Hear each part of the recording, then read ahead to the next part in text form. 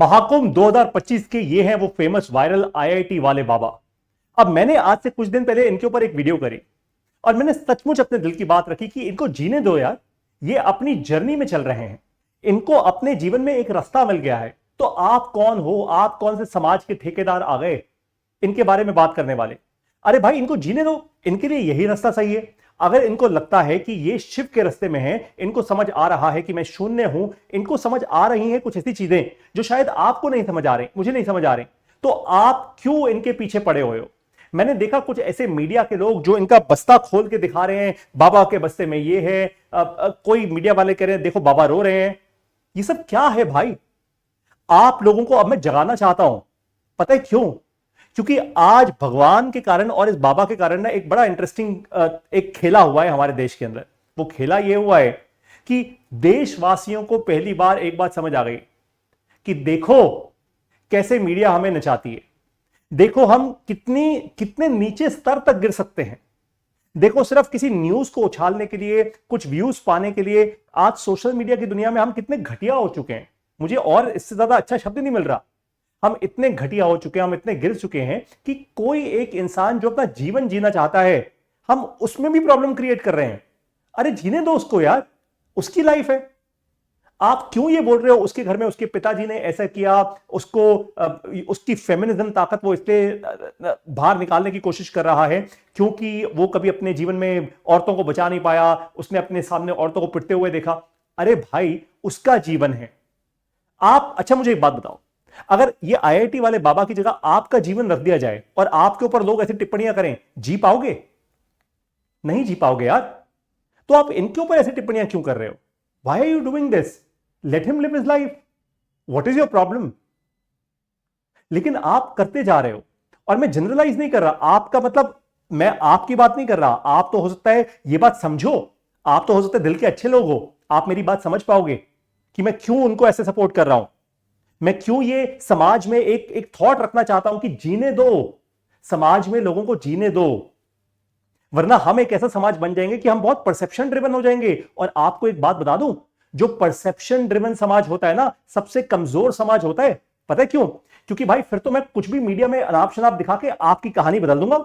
और जैसे ही मैंने आपकी कहानी बदली, फिर तो मैं आपके साथ कुछ भी कर सकता हूं। फिर तो आपका दिमाग बहुत ही कमजोर है, फिर तो परसेप्शन बन जाएगा। जैसे आपको एग्जांपल देता हूं, आजकल बहुत सारे इन्फ्लुएंसर्स हैं जो ऑनलाइन दिखाते हैं मैं बड़ी बीएमडब्ल्यू या ऑडी या हेलीकॉप्टर से नीचे उतर रहा हूं। ऐसे बहुत सारे इन्फ्लुएंसर्स हैं जो अपनी महंगी घड़ियां दिखाते हैं, अपने महंगे जूते कपड़े दिखाते हैं। आपके दिमाग में परसेप्शन बिल्ड कर रहे हैं। क्यों? क्योंकि उनको पता है कि भारतीय जनता इतनी वीक है, भारतीय जनता इतनी कमजोर है। मैं चाहता हूं आप प्रूव कर दो, प्रूव कर दो, शेयर करो और प्रूव करो और बोलो, बोलो, शेयर करो इस वीडियो को और बोलो कि मैं वीक नहीं हूं, मेरे ऊपर परसेप्शन का खेला नहीं चलेगा भैया।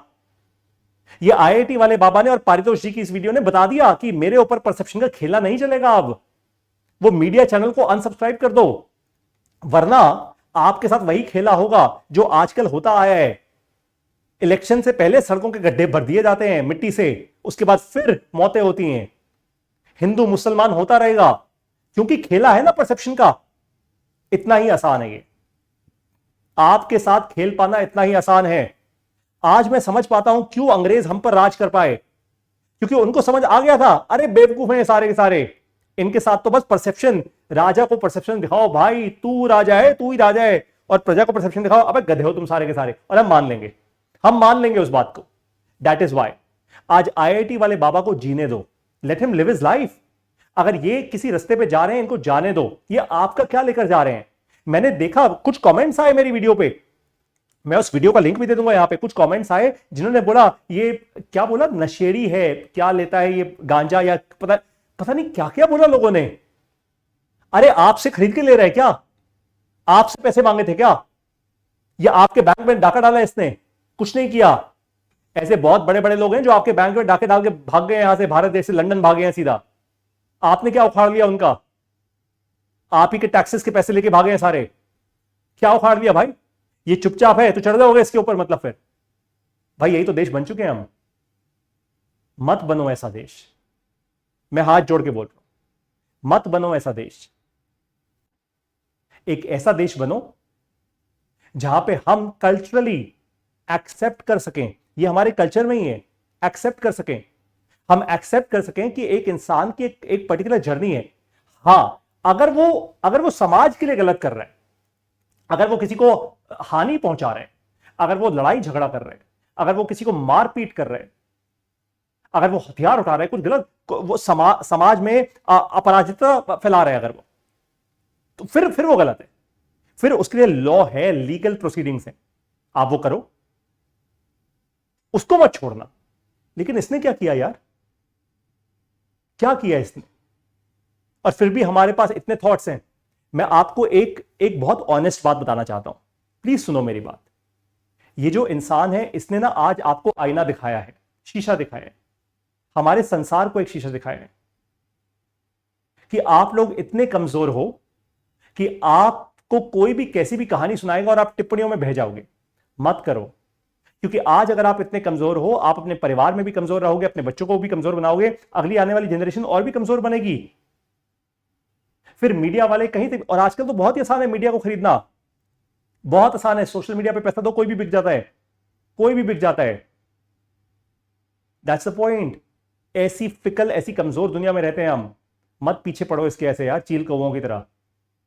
इसने आपको कुछ नहीं बिगाड़ा। Why you after him?